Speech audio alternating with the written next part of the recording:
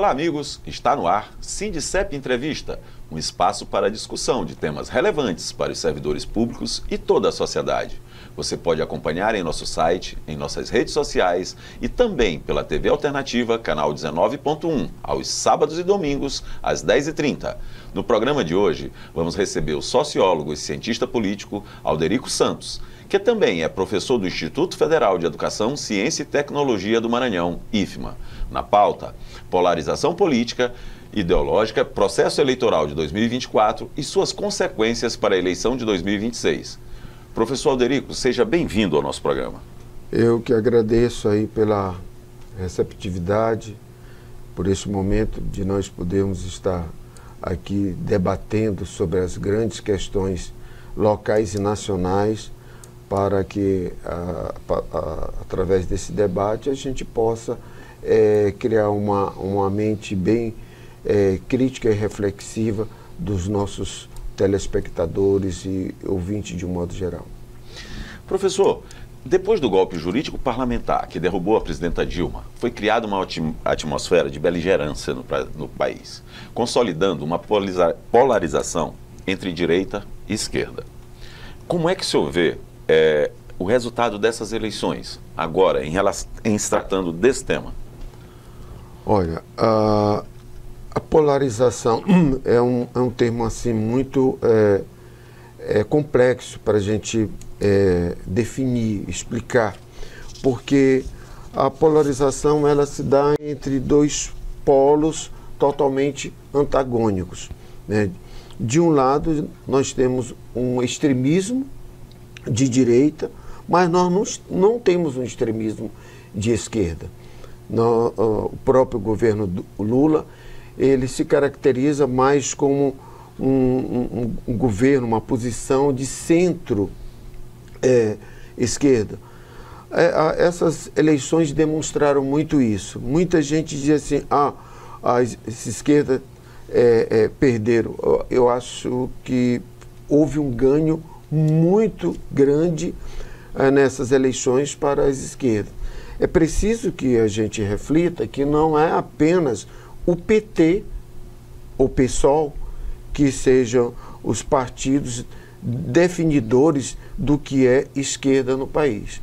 É preciso que a gente pense no caráter da governabilidade. E quando a gente pensa nisso, a gente sabe que o governante não pode governar apenas com os seus. Ele tem que governar com outros, inclusive aqueles que têm até ódio, né, vamos dizer, daquela gestão. Então, isso que se caracteriza uma governabilidade. E, em razão disso, foi que o presidente Lula não caiu assim com todas as forças e energias, né, nessa campanha, né, nessas eleições, porque tem partido da sua base que dão sustentação ao governo. Então as pessoas não conseguem entender isso, né, que ali, né, republicanos, né, pode ser o PP... O próprio PSD, que cresceu muito, né? PSD. Então, são partidos que dão sustentação, inclusive tem ministro, né, que compõe o próprio governo. Então é preciso que a sociedade entenda isso, que não se faz um governo apenas com um ou dois ou três partidos. Professor, tem se falado realmente muito isso, mas o que eu vejo que nessas eleições municipais, quem realmente avançou foi o centro. O Centrão realmente avançou bastante, né? Mas o próprio PT, ele teve avanço em relação a 2020, né? Teve um pequeno avanço, mas teve. Agora, a verdade é que quem realmente cresceu foi o Centrão. E isso, eu volto a dizer, eu acho que não é ruim para o país, inclusive para a governabilidade. O que nós precisamos, eu não sei, eu acho que o que a gente conseguiu realmente foi frear essa extrema-direita. Eu acho que essa cresceu muito menos que esperava. Um exemplo, o próprio São Paulo. Analisando dentro dessa ótica, você vê que os maiores colégios eleitorais do país, que é da região sudeste, e nós temos 4 capitais, né, da região sudeste, mas vamos falar das principais. Nós temos BH, nós temos São Paulo e temos Rio de Janeiro. Rio de Janeiro, a cidade lá do ex-presidente inelegível, ele foi derrotado de uma forma massacrante, né? Foi assim humilhante no primeiro turno, tá? Então, na sua própria cidade, seu próprio estado, né? Ele foi rifado. Em São Paulo, a direita ficou dividida entre aquele que refletiu ou reproduziu o extremismo bolsonarista através de Pablo Marçal e outra, a direita mais moderada, através do Nunes, capitaneada lá pelo Tarcísio. Está totalmente dividida. E BH, nós temos também o PL, né, que vai disputar com o FAUD. Então, quer dizer, não houve nessas três capitais ganhos que nós podemos colocar nem da direita, nem da extrema-direita.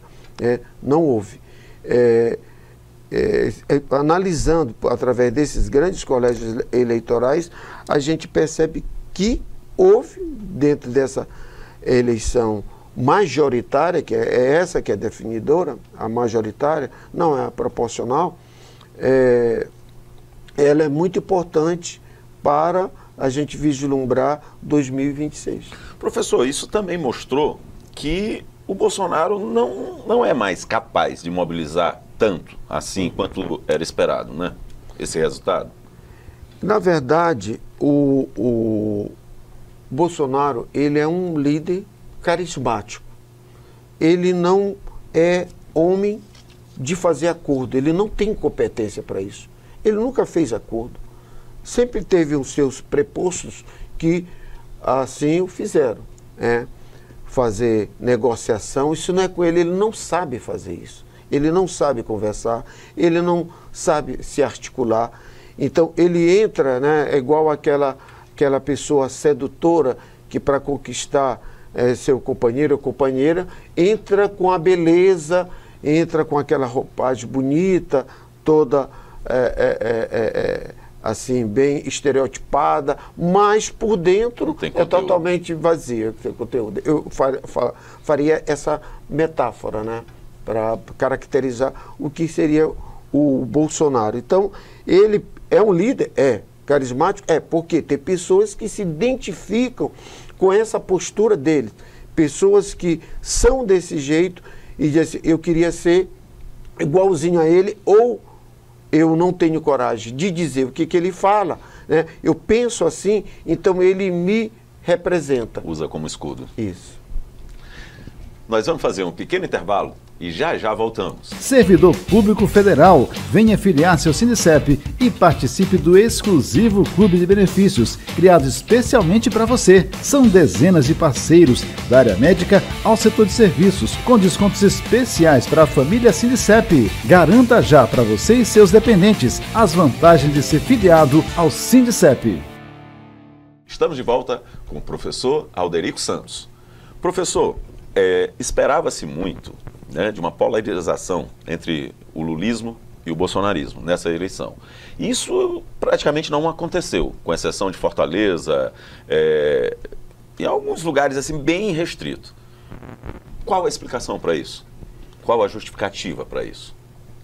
Olha, a sociedade, ela está clamando, né, por uma série de direitos de cidadania.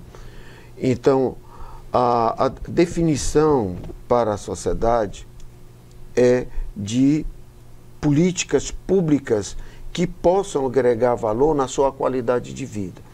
Então, isso está muito claro em muitas cidades, em muitos estados.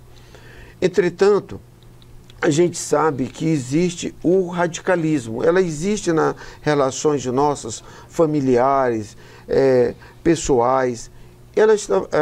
Esse radicalismo está presente em todos tipos de relações, e inclusive política, que foi muito estimulado pelo Bolsonaro na presidência da República. Então, as pessoas que eram assim, eram envergonhadas, sentiam vergonha de externar determinadas posições, principalmente políticas, se viram representadas através da figura grotesca, né, do que representava o Bolsonaro. Aquele machismo, que a nossa sociedade é machista, ela é conservadora, ela é hipócrita, né? Ela prega um falso moralismo, né? Usa Deus para tudo isso. Então, pessoas que se identificam com isso. Mas isso é uma minoria, se você tomar como referência o eleitorado brasileiro, né? Esse tipo de postura serve hoje para eleger um vereador, serve até para eleger um prefeito de pequenas cidades, municípios, mas não é determinante para uma eleição majoritária. O povo não quer mais esse tipo de discurso. Isso está caducando. De emprego, né? Então a pessoa precisa de prato na mesa, ele está vendo se aquilo está refletido no seu bolso, na sua qualidade de vida. Está desse jeito, então se está bom, então o povo já está tendo essa percepção. Então, prato na mesa, né? Qualidade de vida, transporte. Então, enquanto a sociedade tiver massacrada através de más gestões públicas que interfira na sua qualidade de vida, isso vai ser determinante para as suas escolhas. Vai ser determinante, vai ser por aí. Então, esse extremismo, ele dá voto? Dá. Mas, como eu insisto, não, mas bate às vezes no teto. Se fosse isso, o representante aqui do Bolsonaro, no caso o Iglesias, que foi candidato a prefeito, teria um voto assim, e teve uma votação pífia, né? Então, prova que o povo não quer mais saber dessa postura moleca, irresponsável, degradante, que isso não agrega valor nenhum na nossa sociedade. Agora, é fato que ainda assim eles conseguiram sobreviver a essa eleição, né? Mas isso a gente entende que a responsabilidade maior vem das emendas parlamentares, essas antes chamadas de orçamento secreto e que depois viraram emenda PIX. Porque realmente é um volume de dinheiro muito grande que entra diretamente e sem nenhum acompanhamento, né? Ninguém sabe para onde vai. Então, essas emendas, realmente, elas foram o catalisador para eles ainda? Olha, Ricardo, até pesado o que eu vou dizer aqui agora, mas através de estudos, trabalhos desenvolvidos no campo da ciência política, eu observo que a corrupção no Brasil, ela é institucionalizada. Ela é institucionalizada. Nós não somos ingênuos em imaginar que um parlamentar que tem um volume enorme de emenda parlamentar que ele coloca em vários municípios, que ele não vai tirar proveito disso. Eu não estou dizendo que o cara vai roubar, não estou nem indo por esse lado, né? Não é isso que eu estou dizendo. Eu estou dizendo que esse tipo de emenda é usado como poder de barganha para poder se locupletar lá no poder, para poder ficar o tempo todo lá no cargo que ele exerce. Se ele, pelo menos, usar essa emenda de forma responsável, criteriosa, ótimo, muito bom, que seja revertido isso para a população, ótimo. Mas a gente também percebe e aí a Polícia Federal, o Ministério Público estão aí para falar melhor do que eu sobre isso, que várias dessas emendas tomam outro destino, né? Tem um desvio de finalidade, um desvio de conduta do gestor na aplicabilidade desses recursos, que, diga-se de passagem, são muito vultosos.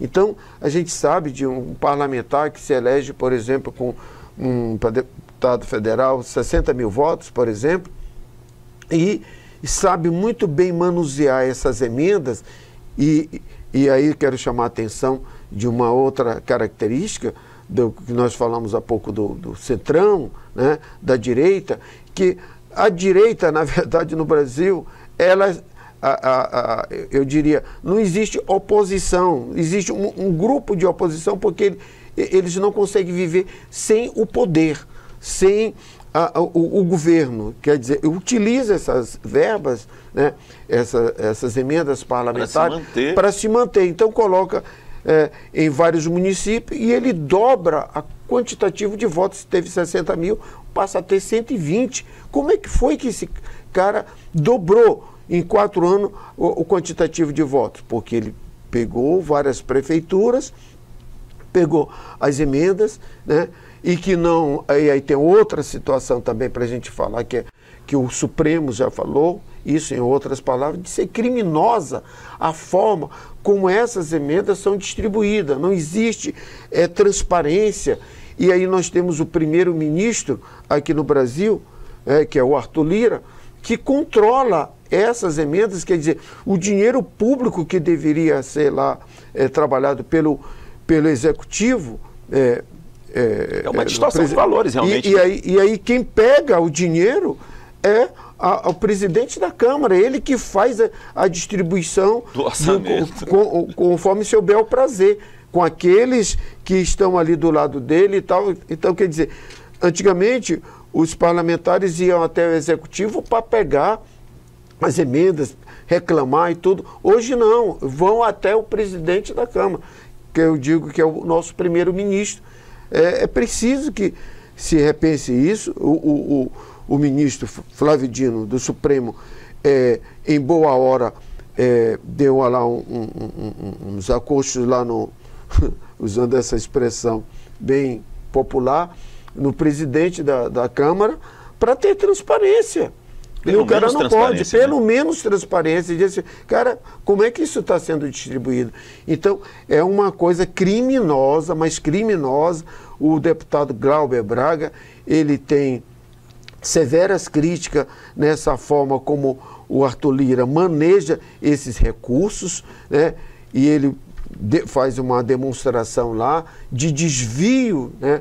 de função, desvio de conduta do próprio presidente Arthur Lira com respeito à distribuição dessas emendas parlamentares, que da forma como é colocada, segundo ele próprio coloca, são criminosos.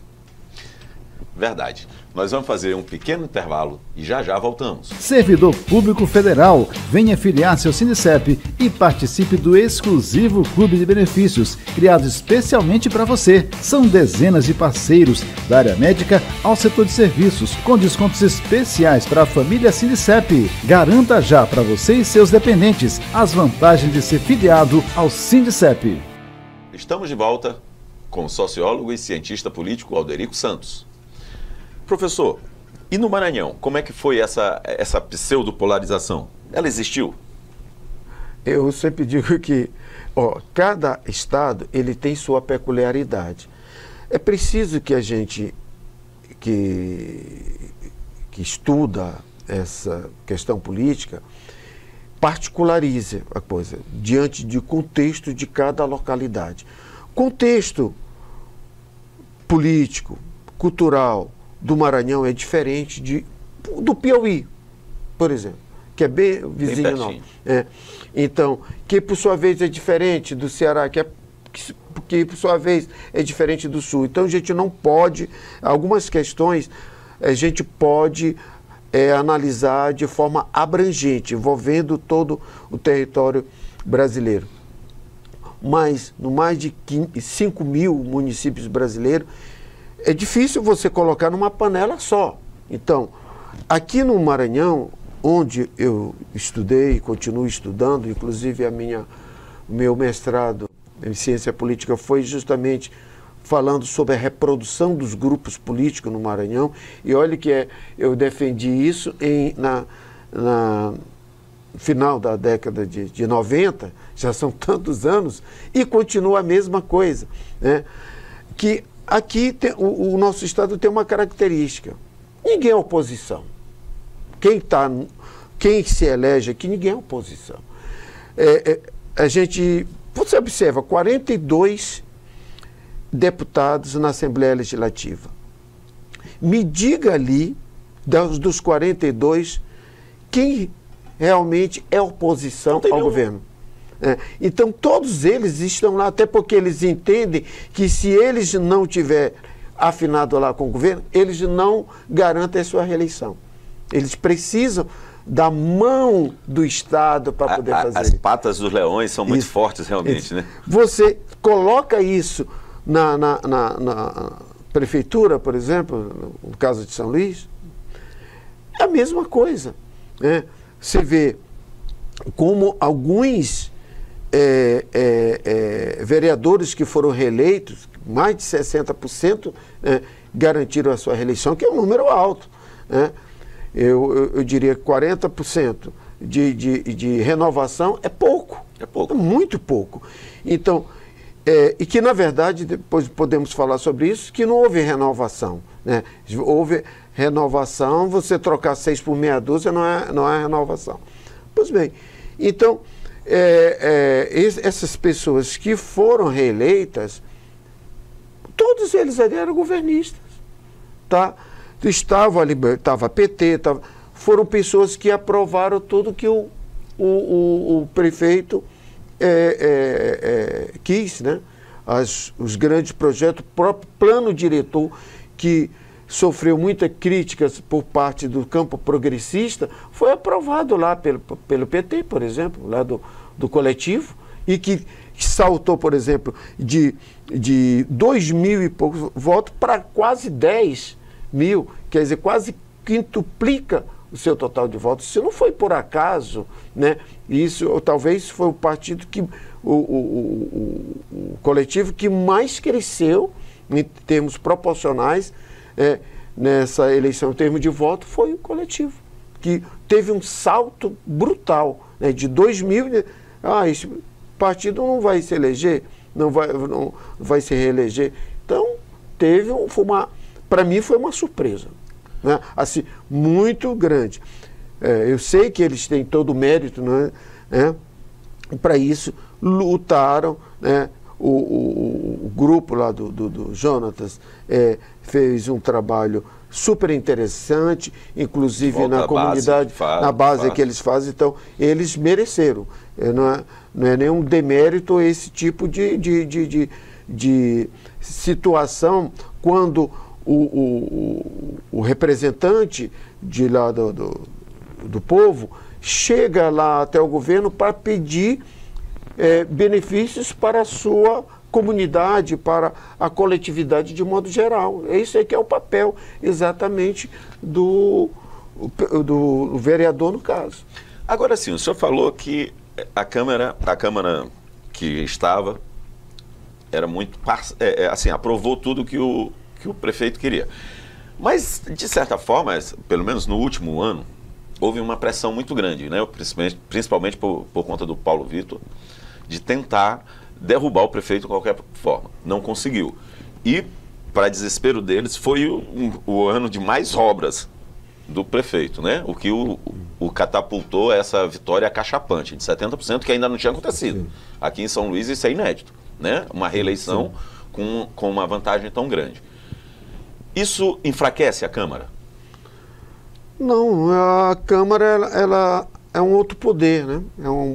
O poder legislativo vai continuar com o seu papel de, além legislar, né? Vai ter que observar, fiscalizar as atuações do executivo, né? Que esse que é o papel da própria Câmara. Eu não vejo ficar enfraquecida. Eu sempre observo. Mas não foi um recado assim da população? Eu digo que elas querem realmente é o trabalho, independente dessa parte de ideologia política partidária. Veja, como eu falei há pouco, o povo está observando o que está sendo feito na sua comunidade. Não foi à toa, né? Não foi pelos belos olhos lá do prefeito que ele teve essa eleição bem significativa. O fator determinante é que ele fez uma gestão boa, no sentido de atuar em locais periféricos, principalmente, onde o executivo não tinha entrado até então. E obras de bastante significativa em termos de mobilidade urbana, que isso foi uma intervenção super interessante na cidade. Então, vimos aí obras de cunho social bastante interessante e a comunidade, a sociedade ludovicense viu isso, constatou isso, observou isso e impactou nas suas decisões. Bom, se o cara está fazendo uma gestão dessa aí, então vou continuar com ele. E é importante frisar, né, que essa questão de mobilidade, ela não beneficia só quem anda no seu carrinho. Ela beneficiou muito quem anda de ônibus, porque diminui o tempo de percurso dessas pessoas nos ônibus.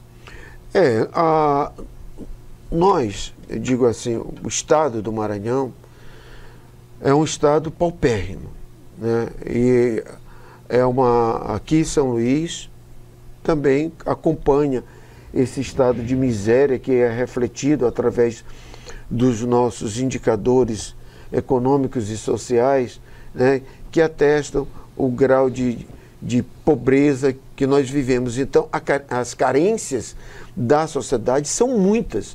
Então, está longe ainda de dizer que falta pouco para a cidade ter pelo menos viver em dignidade humana. Não, nós estamos longe, mas esse pouco que foi feito pelo o atual governo, então foi bastante significativo e impactante para a sociedade. Professor, infelizmente nosso programa está chegando ao fim. Queremos agradecer a sua participação e queríamos que o senhor deixasse uma mensagem para esse povo. Olha, eu que agradeço mais uma vez pelo convite, Ricardo, e é sempre bom a gente estar aqui reunido para a gente esclarecer a sociedade, para levar a sociedade a uma reflexão crítica. Nós não queremos, através dos nossos argumentos, dos nossos estudos, das nossas conversas, induzir alguém a fazer uma determinada escolha. O que nós queremos é levar a sociedade a uma reflexão. É isso que eu digo constantemente para os meus alunos. Eu dou os elementos teóricos, né, através de dados científicos, para eles refletirem sobre a sua realidade social. Queremos agradecer também a quem nos assiste. Esperamos todos para a nova edição do Sindicep Entrevista. Até lá!